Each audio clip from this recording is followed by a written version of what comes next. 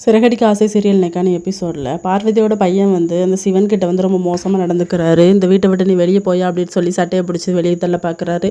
அப்போ முத்து தான் உனக்கு எங்கே இருந்துடா இப்போ பாசம் பொங்கிச்சு, பொட்டாட்டி பேச்சை கேட்டுட்டு அம்மா கூட பார்க்காம நீ அங்கே தானே இருந்த, இப்போ எதுக்கு இங்கே வந்த அப்படின்னு சொல்லிட்டு, ஏம்மா உனக்கு கொஞ்சமாக அறிவு இருக்குது, அந்த வயசில் உனக்கு எதுக்கும் அந்த தேவையில்லாத வேலை அப்படின்னு சொல்கிறாரு. அதுக்கப்புறம் பிடிச்சி அடிக்கிறாங்க அவங்க பையனை. ஏன்டா என்னையா நீ கிட்ட நம்பாமல் இருந்த அப்படின்னு சொல்லி, யாருடா சொன்னா அப்படின்னு சொல்லும்போது உன் ஃப்ரெண்டு தான் அப்படிங்கிற மாதிரி விஜயா வந்து மாட்டி விட்டுறாங்க. உடனே முத்து வந்து ஆமாம் எங்கள் அம்மாவுக்கு இதான வேலை அப்படிங்கிற மாதிரி சொல்கிறாங்க. நான் முக்கியமா அவர் முக்கியமா அப்படின்னு சொல்லி கேட்ட உடனே நீ உன் வேலையை பாரு அப்படின்னு சொன்ன உடனே அவர் பையனும் போயிடுறான்.